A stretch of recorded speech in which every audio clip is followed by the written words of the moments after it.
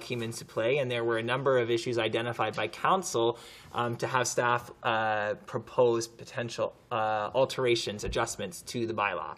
So the manager will be presenting his proposed amendments, and I'll turn it over to the manager. Thank you, Mr. Mayor. Yeah, as the mayor said, both council, members of staff, members of the public have weighed in with some requests for amendment and considerations. We've also learned from actually collecting the garbage what some of the challenges are. So what we're proposing at this time is essentially 2 changes to the bylaw and 1 to the protocols. The bylaw itself, we'd like the council to consider expanding the definition of dwelling to include special care, senior or special needs residences, churches and buildings with combined private residences and businesses. In all of those cases, no matter how many people are residing in the structure will be considered one residence, and therefore 1 can will be given, with the ability of those places to purchase more from the city if they desire to do so. So that is the first definition, or first section we're asking you to consider. The second is more of a administrative thing. With the bylaw enforcement that the city's undergoing or starting, we're recommending that most of your bylaws have provisions for administrative penalties. And that is where you don't actually charge someone. You give them administrative penalty notice, and they can pay the fine that's in there without going to court, and just to avoid that whole hassle. It is very common in other municipalities. The number in the proposal of 150 is wrong. It should be 140. So what we're recommending is whenever an administrative penalty is issued, it would be for the minimum fine that the bylaw provides for. So this will be a section that we're going to request go in most of your bylaws.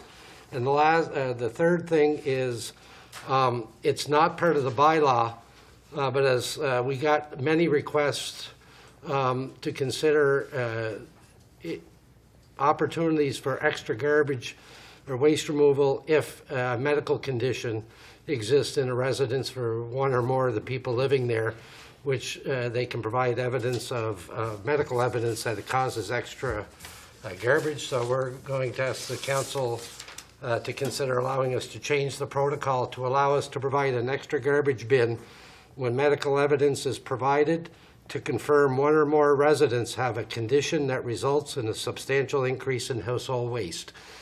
In those circumstances, we do not think we should worry about a $2 ticket in garbage bags. We would like to give them a garbage bin and deal with the issue, and we think this is the most reasonable. So we're requesting that at your next council meeting you consider 2 changes to the bylaw, 1 change to the protocol. And the last thing, while I have the floor, is to advise that the bylaw officers starting later this week will be contacting citizens where we've noticed some problems of respecting the bylaw, going over the sections, very educational like, but that process of actually knocking on doors will start soon, and to explain to people what's going on. No charges, no administrative tickets, education sessions. Thank you. Thank you, Mr. Manager. We'll now entertain questions and comments from members of council. Councillor DePlacy. Thank you, Your Worship. Thank you, Mr. Manager, for the. We had kind of discussions about this kind of in detail for sure, and I agree with what's kind of presented here. And just to clarify, like now that special care and senior and special needs residences would be qualifying as a dwelling and therefore getting 1 bin. But there would be the case, you would think, that taking into consideration the other element of what you were just talking about, the medical evidence for extra waste, a lot of those places would be applying and qualifying. And we would consider that separate. Right. So they may have residents who don't have a condition that results in that, but if they do, it would be considered for the extra bins. So for a lot of the folks that I think we wrestle with, there is a little bit of bad news, good news situation here. And we've heard a lot of kind of private people taking care of their loved ones and having that extra waste as well. So just want to kind of pull on that it's to getting everything in line. It was necessary, but we are trying to be empathetic to the realities and the rights that people have.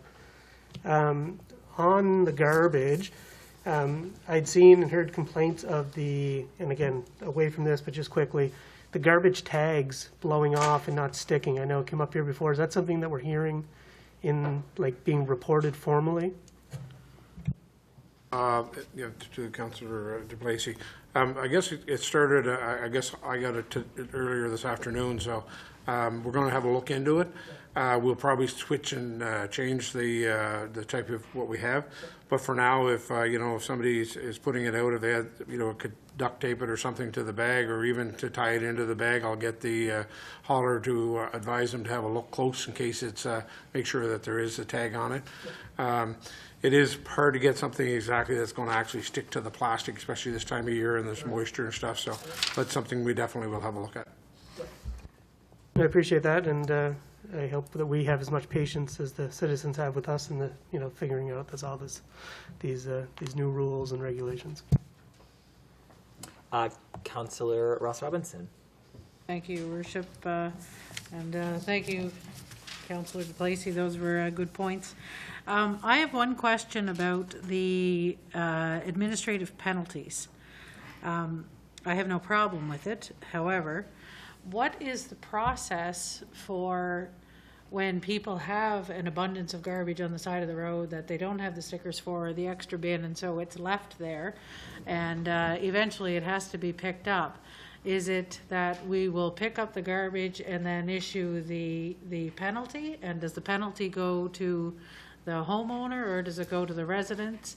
Or how is that all going to play out?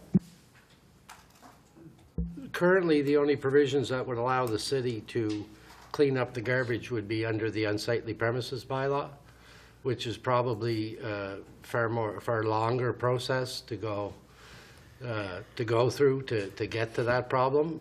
The short answer is there is nothing in this bylaw that says if you leave your garbage so long, we will pick it up and send you a bill.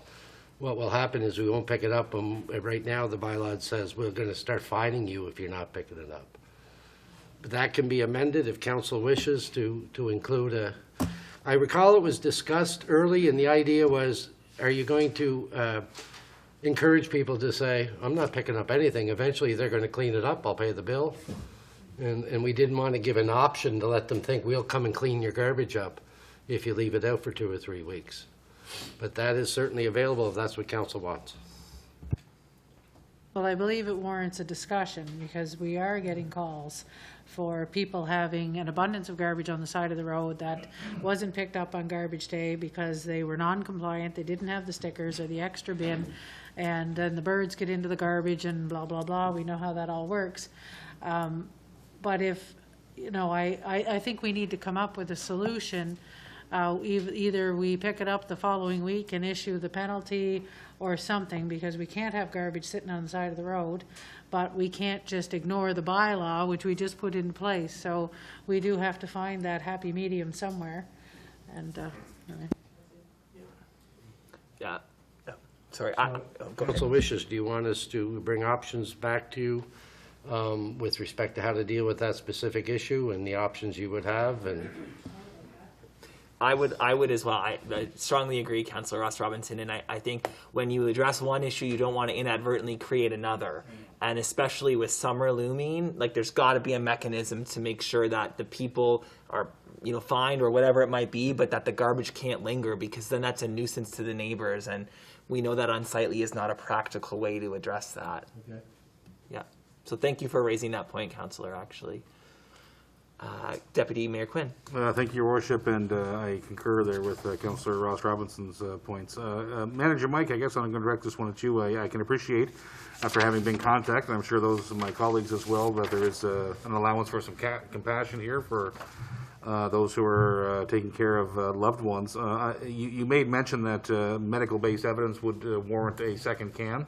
Just for the benefit of those listening in, is that verbal? Is that good enough? Or we are going to put that, it won't be verbal, we'll need something in writing. We are not going to be, we're going to apply common sense to this, okay, and not require them to go and bother physicians for things that, We just need some indication from somebody who's qualified to say this condition produces more household waste. It is certainly not something we're going to dwell on and push, I can assure you. Thank you. Actually, just a couple things, questions from the chair, and maybe one is going back to Councillor Ross Robinson's point. In instances, and there's one street over from me, where there has been large piles of garbage in somebody's front yard for a long time, well before this bylaw came into play. I guess maybe this would be covered probably under what you're going to recommend, Mr. Noel. Like, so I guess there's not going to, for example, be in perpetuity this large stash of garbage on Queen Street, or Yeah, the short answer is yes, we're going to try and address it. My understanding is most of these types of issues are normally in property maintenance bylaws that other municipalities have adopted, which says your grass can't be higher than this, and you can't leave your garbage out, and you can't do X, Y, and Z.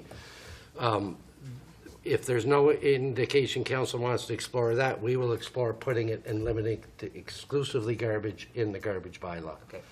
So Thank you. And then more broadly, I just had a couple of questions coming out of your presentation, Mr. Manager, and thank you for that, by the way.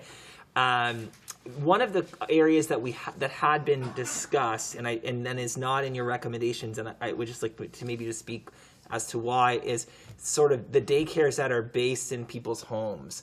And so daycares are not mentioned here, but where did we land then in that, I guess, in regard to home-based daycares? combined private residences and businesses.